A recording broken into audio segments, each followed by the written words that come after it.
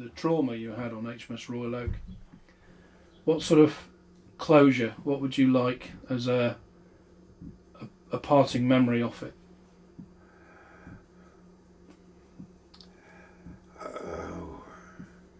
Well, I mean, as far as my own memory is concerned, it's people, and it's the loss of a number of nice chaps. That's the only memory I've got of it, really.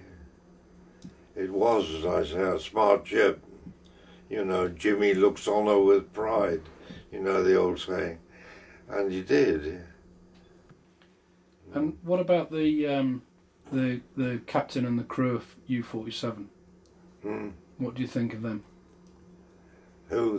The submarine, the U-boat. Oh, I think a very brave man. Yeah, whether it was easy to get in or not, he didn't know that. He thought he was quite clearly breaking into something which had resisted throughout the whole of the First World War. Nobody got in. No, I thought he was a very brave man. Of course, they've had a lot of it. Quite naturally, we would have, wouldn't we? I mean, in fact, apart from the fact that the people had been lost, not only the people, but a lot of experienced sailors, the loss of the Royal Oak, per se, wasn't really very important, you know. I mean, it wasn't doing anything. It couldn't go anywhere, couldn't keep up with the fleet, you know, and so on. So from that point of view, but on the other hand, the propaganda was enormous. In 1939, HMS Royal Oak was a very dated battleship and not suitable for warfare at that time. Going back to your experience on HMS Royal Oak, Yeah. do you think that the morale on board the ship was okay, but they had the new captain who you said was very unpopular? He was very popular. Was there anything that you felt that the Royal Navy didn't do or could have done better to have saved more of the lives? Yes. Well, I don't think they could have saved lives, no, or done anything. They were as confused as we were. We were all over-drilled. We were all waiting for somebody to say, abandon ship. But nobody did, of course. There was reports that when the first explosion happened, obviously the first torpedo, some said it was an air conditioning unit, some said it was something else. That's right, yeah. Nobody knew exactly what to do. But if they would have, for precaution's sake, had called everyone up onto the deck to get them up and out of the way, do you think that possible? It's possible. If they'd cleared lower deck, there would have been a lot of lives saved. Yes, you're right there. But it didn't seem that serious at the time. Do you think the word complacency somewhat comes to mind when you think of oh well, everything's okay, just stay in your hammock? Do you think there might have been some complacency on board the ship with that? I think there was a sense of they can't sink us, you know. I mean, a battleship's a pretty substantial thing, isn't it? And we felt secure. So I don't think any of us really believed that it was serious. Okay. Including the officers. At the time, there were stories of sabotage and a denial of a torpedo attack. And even after Jutland in World War I, the Admiralty hadn't taken better precautions or had a higher level of security around the ship. There were block ships, and later Churchill had Italian prisoners of war build barriers, but none of this avoided the attack. After the event, Major Thackeray talks about the rest of his war. Where did you eventually... From there we went to Thurso, right. And we were billeted in people's houses, and they were all very kind to us.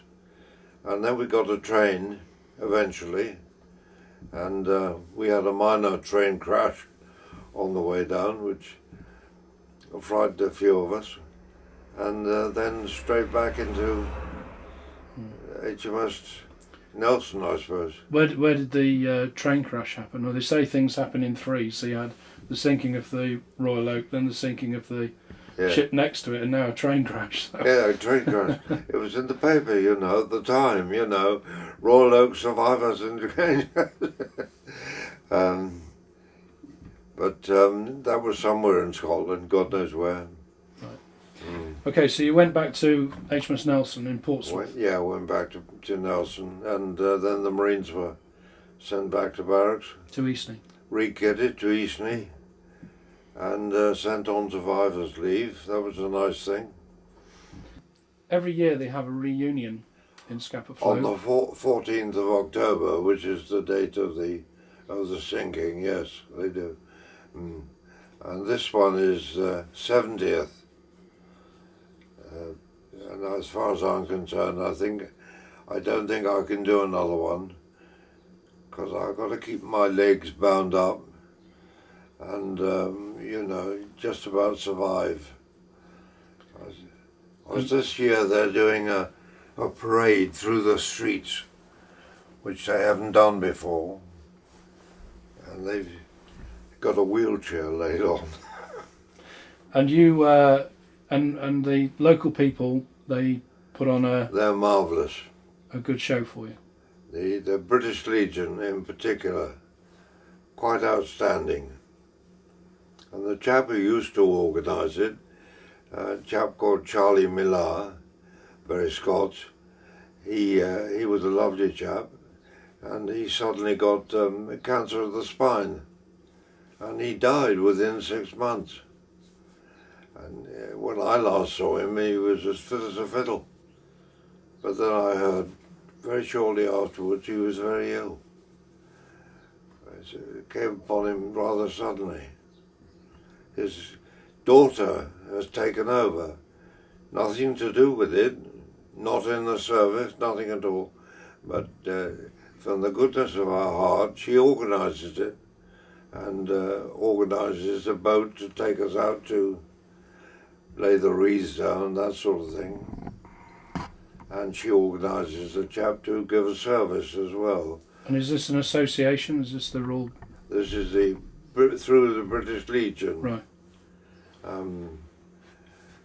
Last year she got a Salvation Army padre to give a service, and it was very, very good, quite outstanding.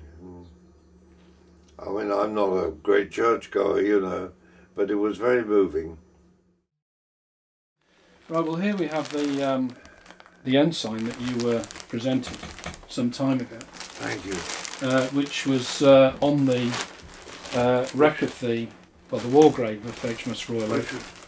Which was very nice of these chaps to present it to me. I thought maybe the Corps Museum, but I don't know. But I mean, it's not a museum piece, but it is part of history, and then